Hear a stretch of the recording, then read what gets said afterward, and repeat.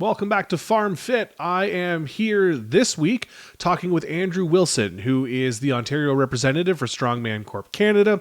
He runs Battle at the Brink, which has their fourth installment coming up in just over a week.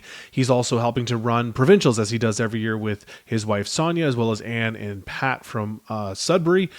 And lots on his plate right now on top of work and dealing with people complaining about the events that have been chosen and the weights of the events. So lots of people to say a lot of things about a lot of stuff. So Andrew and I get into his event. We get into talking about the strongest women in Canada, which his show Battle at the Brink is a qualifier for them. And then we talk a little bit about provincials. So sit back, enjoy. Thank you, Andrew, for taking the time to chat with me. And I will catch everybody on the flip side. All right, Andrew, I appreciate you taking the time to sit down with me, even though it looks like your video comes from 1995 and was shot on VHS. But That's I what I'm using, appreciate the VHS. chat anyways, because you got a lot on the go right now. You're working on your own show. Provincials is right around the corner. So we're going to start right at the beginning. Battle at the Brink 4. This is year 4 Or for you. How do you feel? oh, it's it's pretty stressful. Like trying to get ready for this one, like with provincials coming up, and like work has been crazy. So this has actually been like probably the hardest setup for a show that we've done.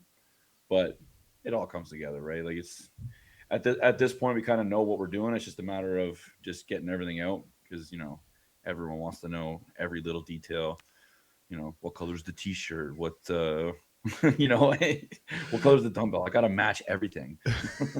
I was going to say, as someone who's done your show before, I thought I was bad for having a lot of questions, and I'd come with, what I felt were legitimate questions, and you'd assure me, like, no, that's totally normal. Where you'd have other people asking stuff just like that, where it doesn't matter, it's inconsequential. Yeah, Um, I'm gonna throw Scott Dinter under the bus. He asked me what color the t-shirt was for Scott his did. yeah, for probably for his spandex setup. He's got to Well, look good, he's got a and he match, will. right? He'll look good. He'll look real good. He always does.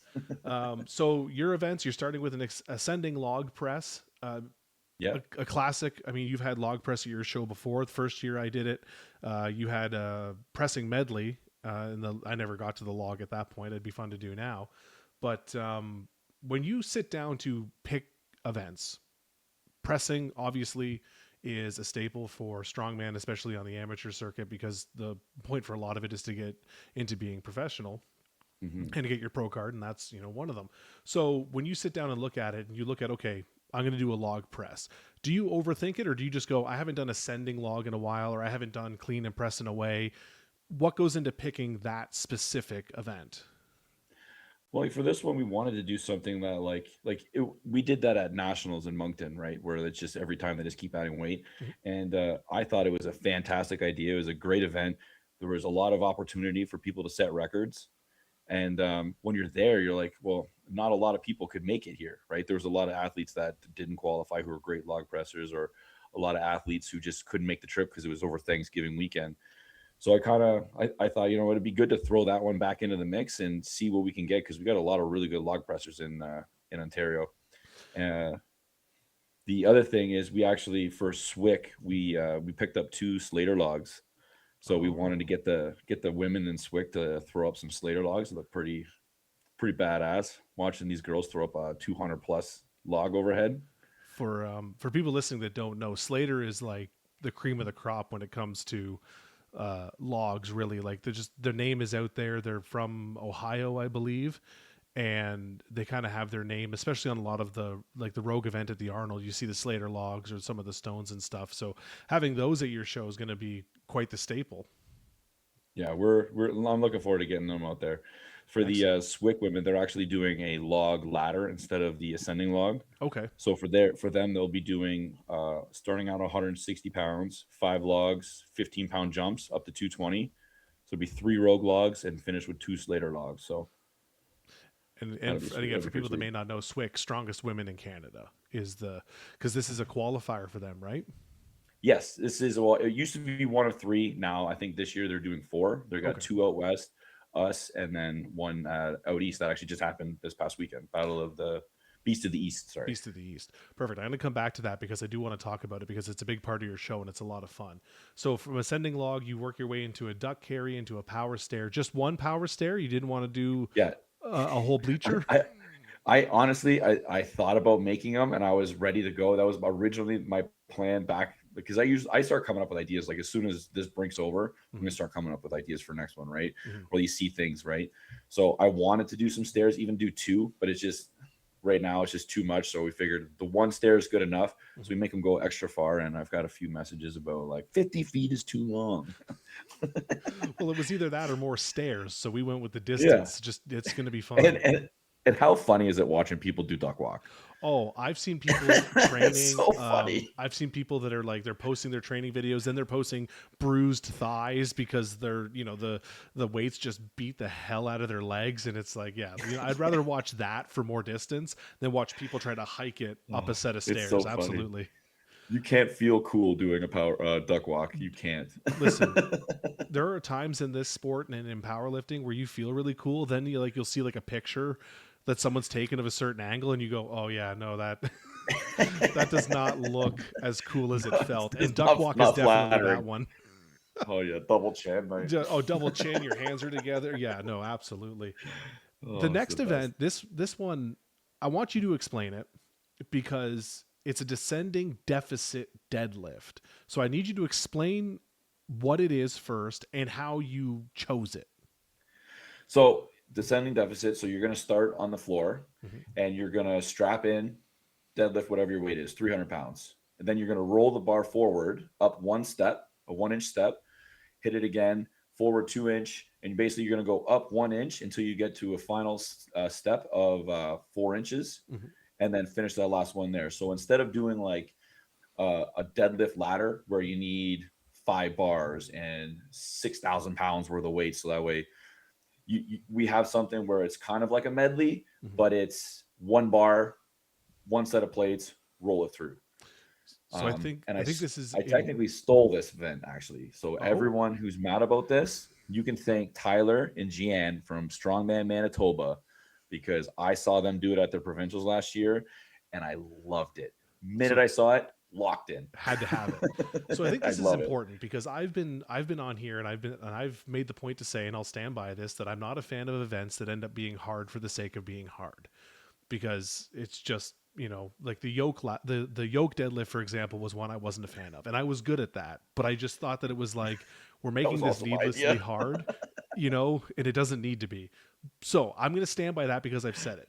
But for this, I think the way you explained it is important for people to understand that these are amateur shows and not everybody has access to all the weight and all the bars that you would need to run medleys, to run, different implements. So for you guys to say, let's do it with 1 bar, it makes it easier for us for setup, makes it easier for us to get equipment, and two, is interesting enough and challenging enough that yeah, you know what? This is a good event. Yeah, and I don't know if you've ever done too many medleys, deadlift medleys, but Pav in the weight pit had one. I was like, what, 4 years ago, Mm-hmm.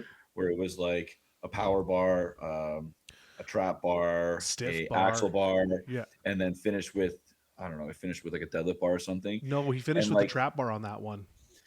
yeah, I remember it was Yeah. four bars, however Yeah. it was. But Yeah. like training for it, oh my god, like Oh, it's strongman Saturday is just set up, warm that up, do it, tear it down. 3 hours have gone by. yeah. You're done. Pretty much. It's true. Because if you want to train the events, which I like to do, and I know you do as well, some people will just kind of train the movement, but I like to do the actual event to do it. And yeah, like, and if you're at a commercial gym or a smaller gym, now you look like the idiot that's hogging all the weights and all the Yeah, bars just so you can goof around going back and forth. yeah, you're at good life, and no, Yeah, there's no more 45s. yeah, exactly. So this is an easy one. Just train deficit deadlifts. Makes sense. I would like to try it. My body wouldn't because I'm not built for deficits. I don't have, my arms are too short and I got too much of a power belly that trying to get down into any kind of deficit deadlift is just not, it's just not for Yeah, to be me. beltless, pantless. Yeah, pretty much. And then your fourth event, okay, right? Ascending log, duck, carry, deficit deadlift. So your fourth event, Yep. this sticks with a theme that I really love about your shows. You have a hydrant carry. And again, for people that may not know this, your shows are at a volunteer fire station. Correct. And you always try to incorporate something that works with that theme. Last year, you had the Kaiser sled into the sandbag to shoulder, which was a heck of a lot of fun. Fun to train for, fun to do. You're And the again, first it person to fit. describe it as fun. Oh, it was. I thought it was a blast because it's something that, to me, visually looks cool. At least to myself, it was fun to do, and it fit the theme. It fit what you were putting out there. And again, as much as I've been critical of certain events, if it fits the idea of what you're putting together, cool. Let's run with it. Again, hydrant carry. I don't like carrying things. I'm not built to carry things, especially things that are, stiff like like a hydrant has no give like a sandbag would. But it's okay. I get it because this fits what you're trying to do. So that leads me to my question. One, does the fire department know you've stolen their fire hydrants, or were they donated? So I ended up getting 2 hydrants from Andrew Morrow, he's a captain, and I believe he's in Barrie. Yeah. But I messaged him and I was like, "Hey, do you have any connections at the city, like for hydrants or whatever?" And he's like, "Oh yeah, no, I got." So he gets them. We show up to WRPF Nationals. I was like, remember there was snowstorm and Yeah. Toronto was Yeah. terrible. Yep. So he brings them down. We're trying to unload them, take them out of the truck. Oh my god, I thought I was gonna die. Just transfer them from truck to truck. I was like, these things better be heavy because if they're not, I'm in a lot of trouble. We go Yeah. back.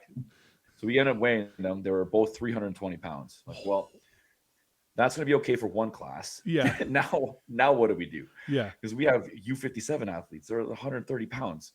So we ended up getting a hold of a few people like Emmanuel ended up finding one. Pav had one from before. Have you ever seen him do it in his shows? Yep. Yep. Kappa's Casing has one. And then BJ Goss has one. So Okay.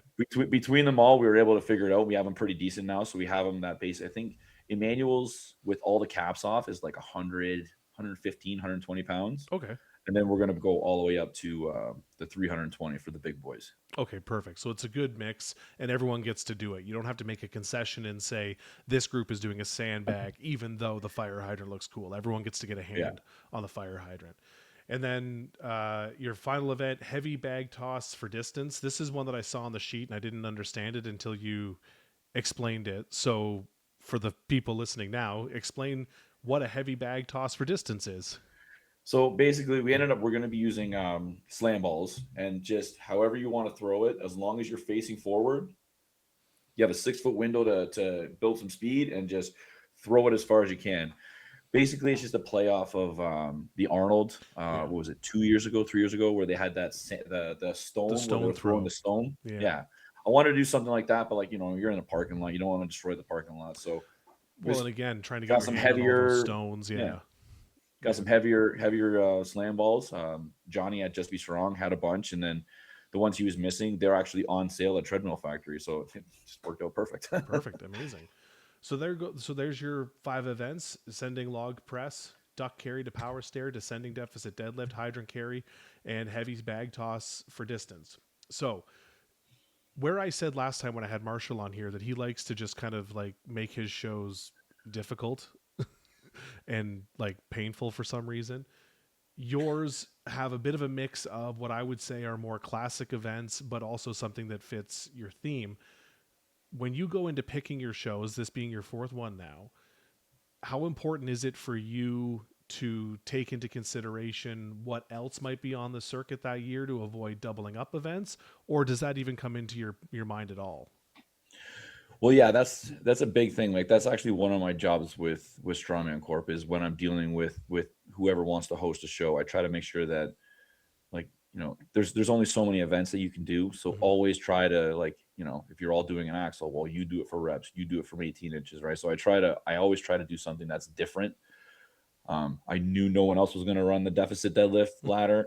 I know no one else is going to run the hydrant carry or the ball throw. So I was pretty well set on those.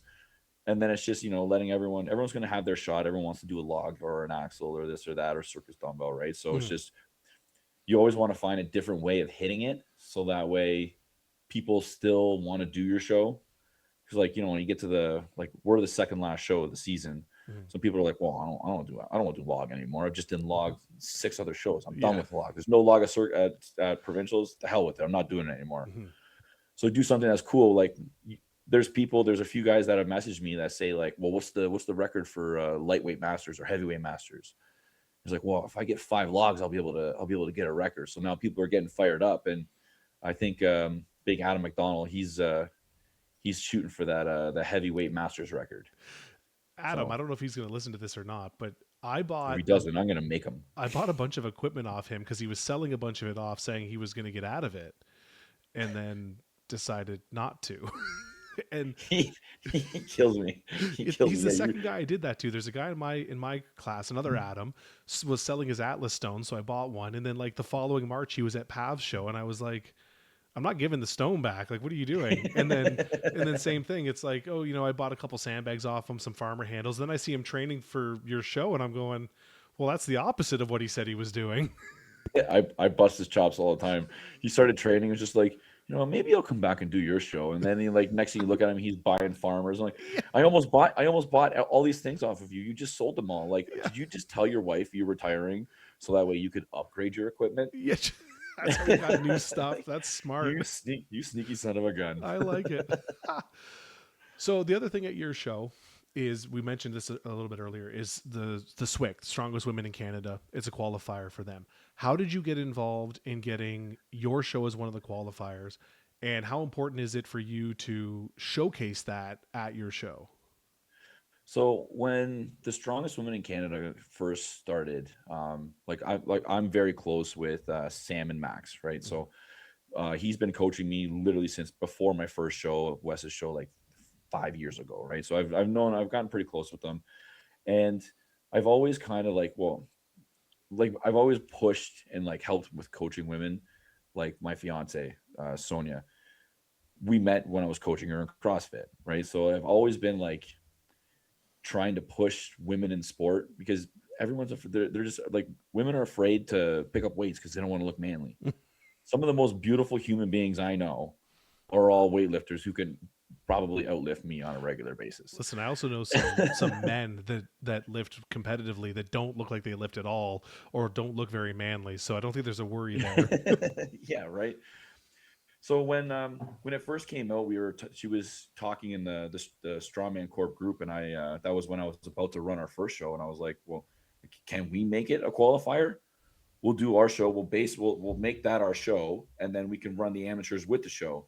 And then came down, and we put a lot of money into it, and we invested in like cool trophies, and every athlete had their name on their jerseys and stuff, and just being able to announce them, and they all came down and had a great time, and the people loved it. The people at the fire department, they get fired up. Like they can't wait for it to show up again. And it's just, you got to something I just love it so much, just watching them go, and like, they're my favorite. They bust my chops harder than anybody else. Like, that's a shout out to you, Sam Moffat. But like, they're honestly, they appreciate it so much. They always they look forward to it, and we look forward to having them, right? Like, it's Niagara Falls. Other than last year's terrible weather, it's usually beautiful weather down here. It's tourist time. Like, yeah, it's a good time. It's a good time. And I know that I've had people come out and watch me at that show and stuff, and then they see the SWIC women compete, and it's a different level, and I know that it's entertaining for them to watch as well. So it's a good vibe all around. So the one thing I've been meaning to ask you that I don't think I've ever asked you for any of your shows is, why this location? Why the fire hall? Why did you decide to do it where you did? So I'm actually a volunteer firefighter at that hall, and part of our hall is like our fire hall. It's part of the Niagara Falls Fire Department, but the Association of Willoughby owns the fire hall. Then Niagara Falls rents the fire bays to put the trucks in. So we're part of the association, where we run events. They do weddings. They do like beef on a bun nights, and like they're always fundraising for something. So they're always like looking to see like what they can do, like what can we run, like how can we make some money here to help out, because they're always bringing back to the community too. And just being a part of the association, I was like, well, I can run the strongman show here, right? It's like it's within my catch range for being a volunteer. So It's what, 7-8 minutes from my house. They pretty well like give us free reign of the parking lot. We can do whatever we want. They cook fantastic food. They sell alcohol, so like what more could you ask for? Little incentive.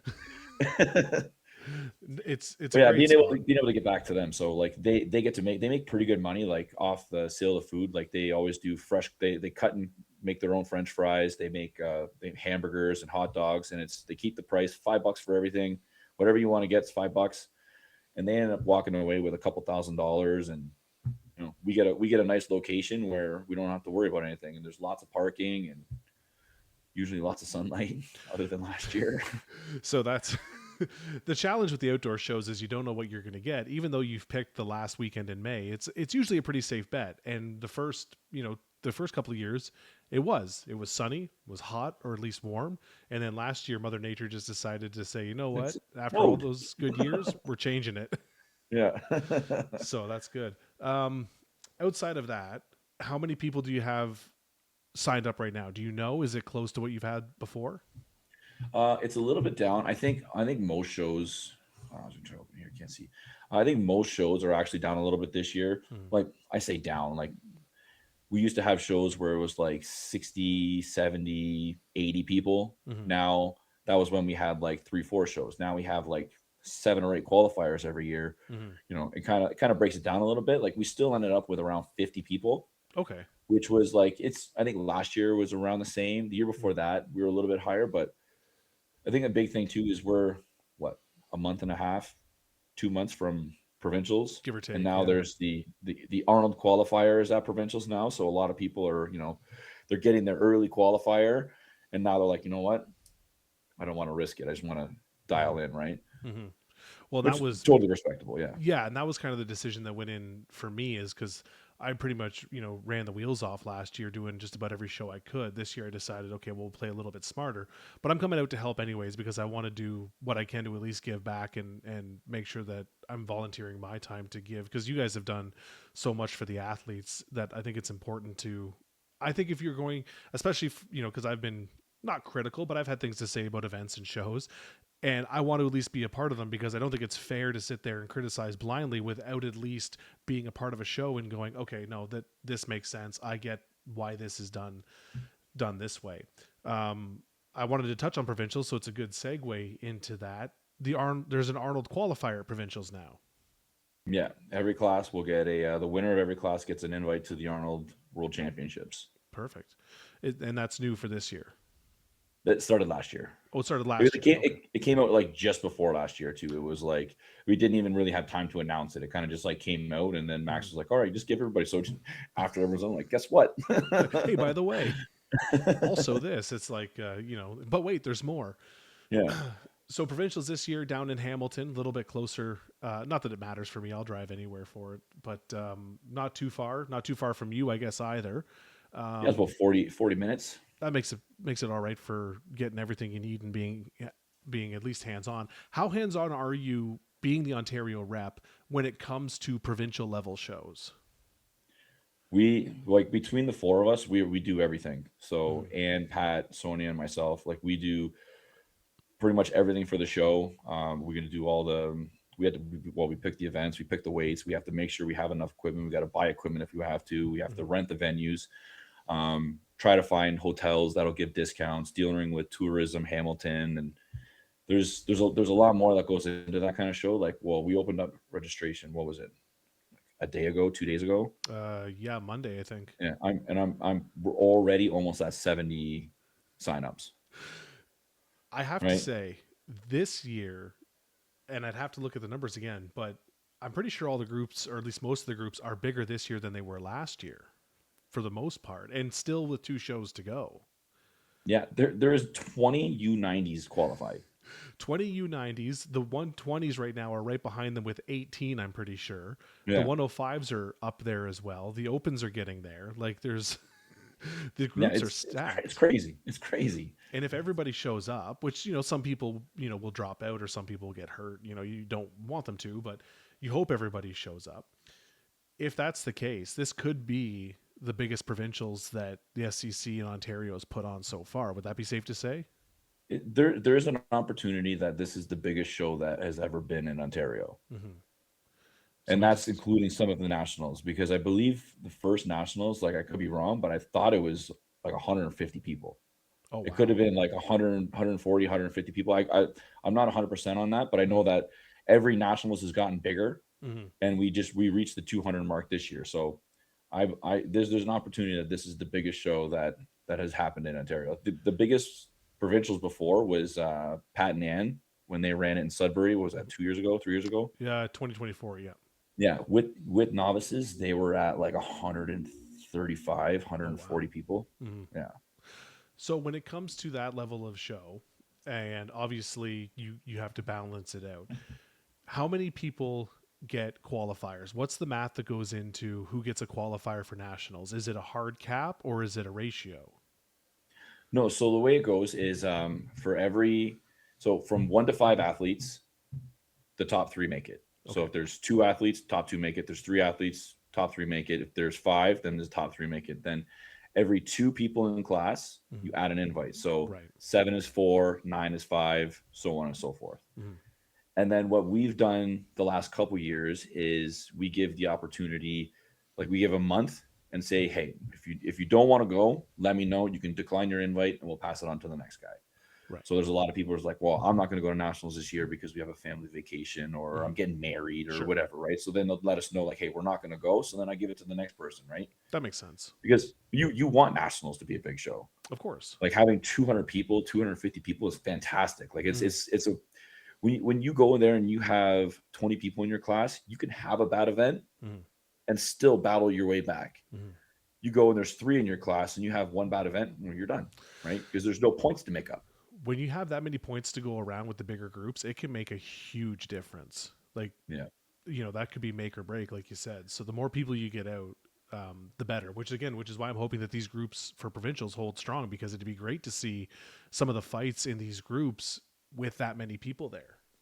Oh yeah, I get excited, like especially when you get to go to the shows and you're watching people compete, and you're like, well, the top 3 on that one, like the top 3 on that show there, and the top 3 in that show over there, like, oh, I can't wait to see those guys battle it out. Because like what you look at the open division is getting exciting again. Mm-hmm. You know what I mean? Like you think about it, it's like last year was kind of small, right?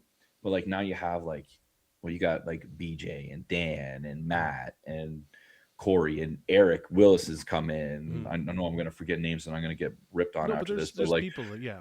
yeah, there's going to be like the top 5 to 10 people. Mm-hmm. Like you don't know who's going to win. It's going to be a war. I love it. It's going to be it's fun to watch, even if I'm there competing. It's still exciting to watch because again, because you want to see those battles. So for you guys, I'm just going to bring up my sheet here like a real professional. I was prepared, obviously, as I quickly open my stuff. Talk about the provincial events real quick. We're getting the Yep. weights for the first 3 events this week. I won't ask for spoilers. I'll wait till it's officially out there on social media. Okay. On the other end of this room, Sony is making posters right now for Perfect. announcing. Breaking news then. This is going to go out a day after we record it, so it'll be fine. Trump Circus dumbbell for reps. I like the idea of this because I've seen the Trump events that have become more popular, especially on the pro circuit. They've done it with, I want to say they've done it with a log mostly. I've seen them do a log a bunch. Yeah, OSG usually does a deadlift and a log like that the last couple of years. Okay, that makes sense. Was that the inspiration behind this? No, see the thing with provincials is like you get a lot of people, right? You have 160 people that are registered or qualified. Now I released the events and I released the weights and I got these 50 over here saying, "Oh, why'd you make it so heavy?" And then I got these 50 over here going, "Why'd you make it so light?" Yeah. So Yeah. it's like you can never win, Can't make them happy. but if you have two, You're right. Split the difference. I like that. That makes sense. And it's a little bit, and you can correct me on this as well because you've got more experience than I do. But does it make it a little strategic as well if you're later in the group watching who can hit the heavy one versus how many that's people hit the exactly light it. one? You're going, okay, now I kind of know because I know I can do so many on the heavy one and so many on the light one.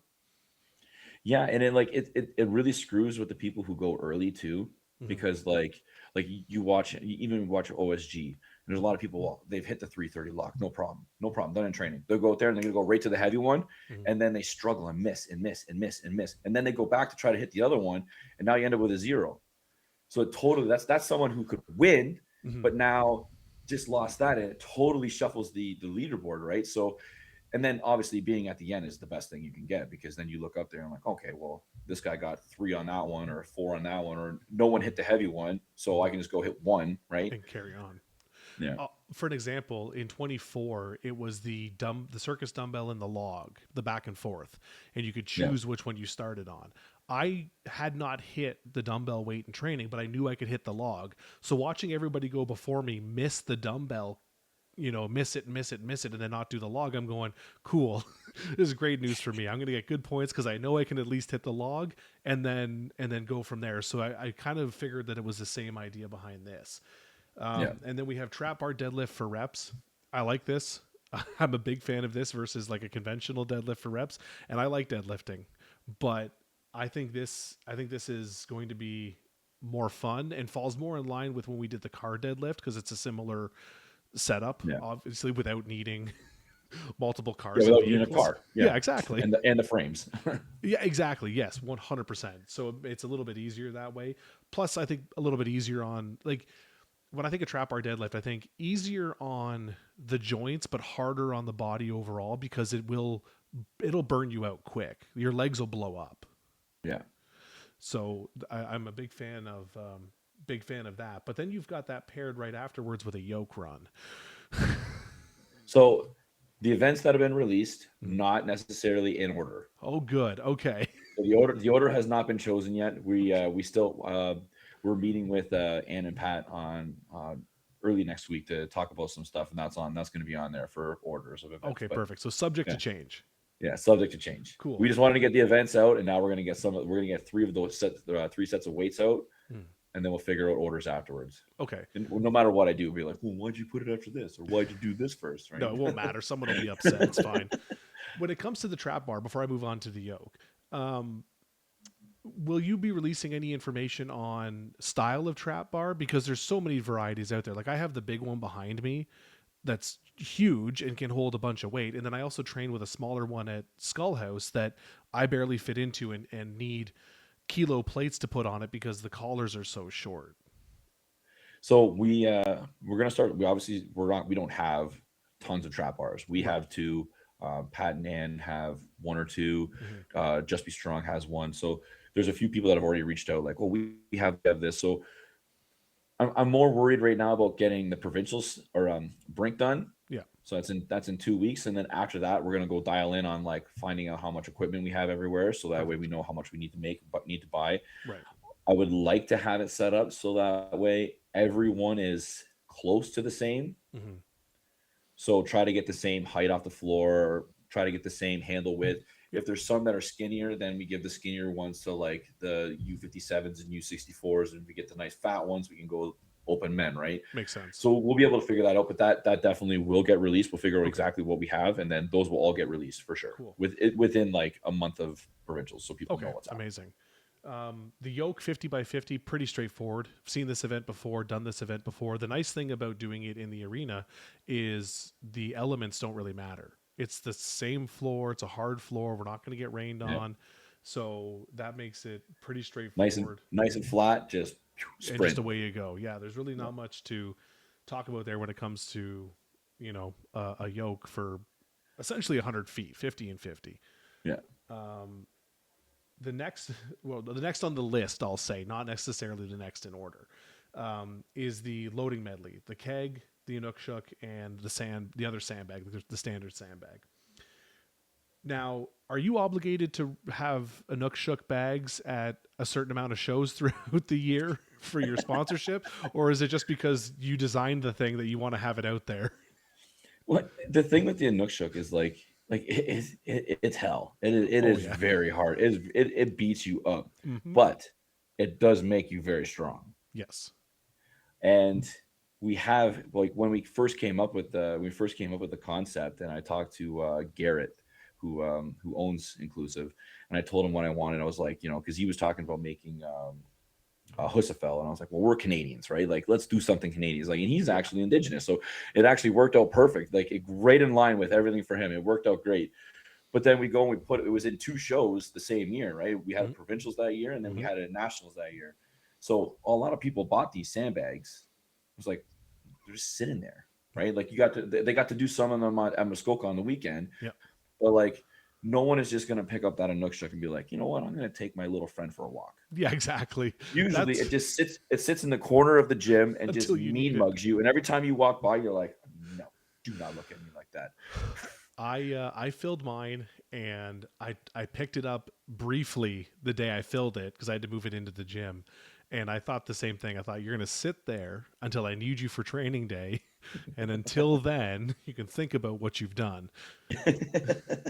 And then the last event on the list is a tire flip for reps. And this one I was excited and also nervous to see because, again, my frame is not conducive for tire flip. I don't have very long arms, and I've got a stocky body to try to get wriggled into position to flip a tire. That said, this is one of the more classic strongman events that goes, way back to the 90s, right? That it's like, this is a heavy piece of equipment, go move it. Yeah. Like anyone who's done strongman longer than like 4 or 5 years has done at least one tire flip. Yeah. Like it was in every show. You look at JF, like I'm pretty sure that. So we listened to JF Carone on the podcast with like Wes and Bryce Johnson, all those guys, and he was going on and on about. I was going to record it because he was going on about how tire flip's the best training tool, the best thing you can do. Every show needs a tire flip. You can't do strongman without tire flip, and he just went on and on and on. I was just like. I was so pumped that we had already released it that like they were like, okay, we didn't copy him. We're ready. It's already out there, and he's a pro saying it. So it's like, what more do you people want? He's the pro. Exactly.